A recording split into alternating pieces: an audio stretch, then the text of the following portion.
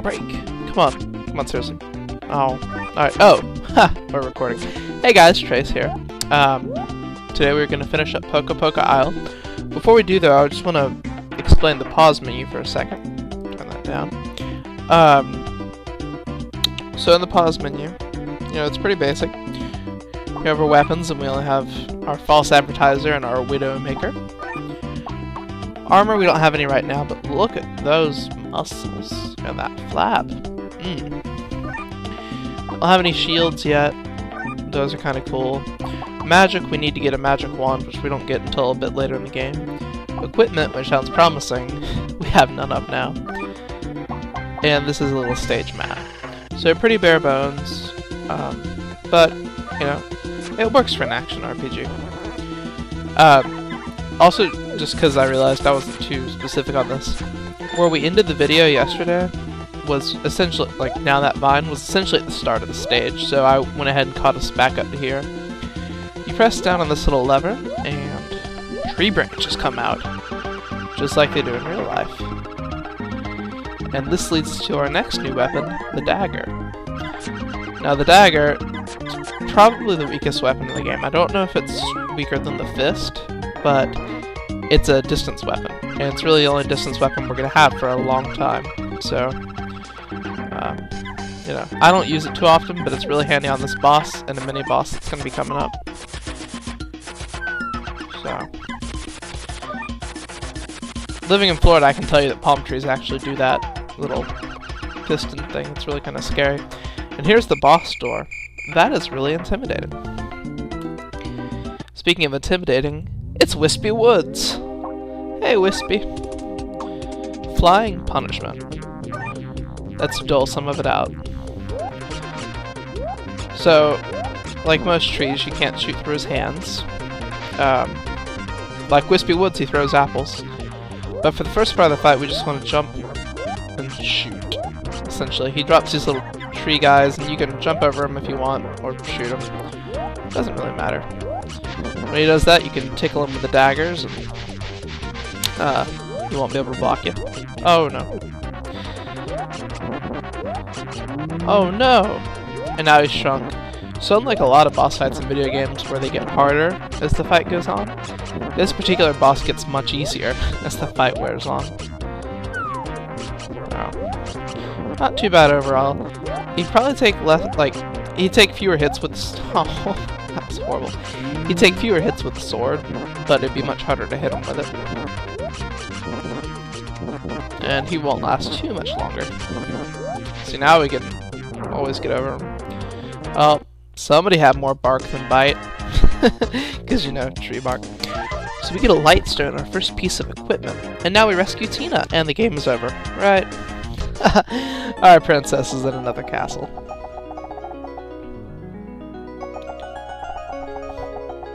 Yes, I did come to help you. I was kind of told to. I didn't really have a say in it. You were passing by the castle after you were kidnapped. Shouldn't the king, the defender of the castle, have, like, come out and, you know, beat up the eagle? And yes, I am very beautiful. I get compliments like that all the time. Hiya-Hiya. That's a nice name. In the basement. Alright, where the women belong. And, trials. Yeah. Trials. So, now we are... how's my life doing? Okay, we're good.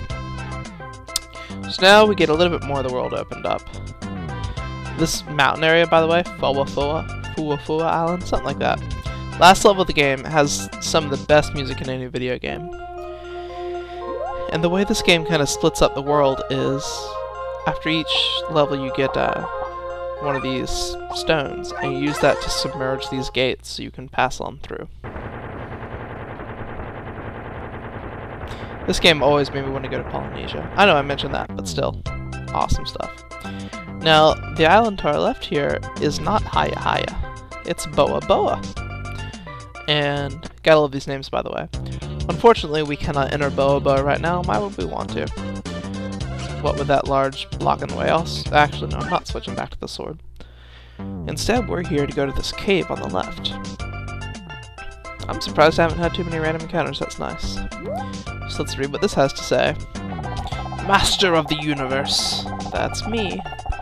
It's a first name and a title. Can you ride the clouds to the heavens? Yes, I can. Let's ride to the heavens. Instantly you can. Just kind of jump over it. And, I don't know, Bowser in training or something. He always stays a certain distance from you, so backing away from him doesn't help. Easiest thing to do is just dagger him in the face a few times. That's really the best way to solve most problems in life, actually. Daggers to the face. You just need to be careful whose face you dagger.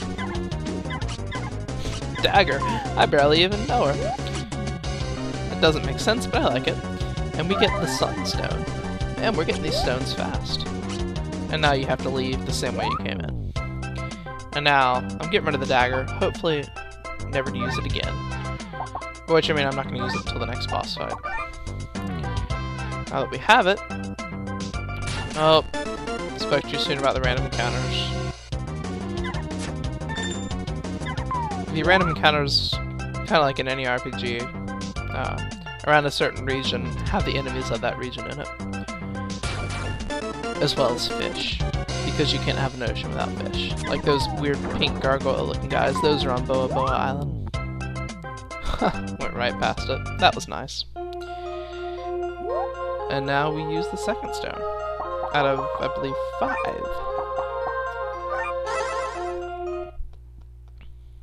And incidentally, that means that the sun switch is on Boa Boa Island. Each island has its own little symbol.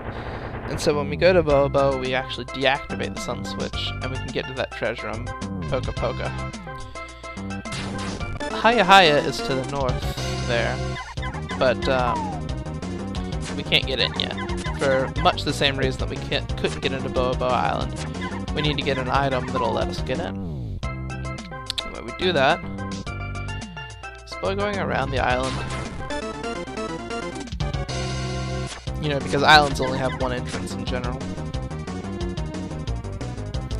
Like I said, I don't actually really criticize video game logic as much as I do in these talkthroughs. Oh, hey, maybe our silver sword can work here. I didn't think so. Breaks most rocks mightier end. So we need to find a way to deal with such large rocks, besides breaking them with a dumb old sword. And the way to deal with them is in this little whirlpool down here. Hi there! Hi there indeed. A good trick, huh? I need some spare cash. 100 coins? Fortunately, the king gave us some. We're gonna find out which thing I have mapped to which button here in a second. Alright, and now magically, we know his secret shut-in trick. A real Earthshaker. I see what you did there. A fine-looking rock right over there. I'll say it's a very fine-looking rock. And so, we find that now we can just shove away. Which will allow us to get our item to get into Hiya-Hiya. And we can heal up here. Which is handy. And now, raft back. Oh, I was just about to comment on how peaceful the world map music was. I like it. Darn sea urchins. Again. I'll probably start cutting these out after a little while.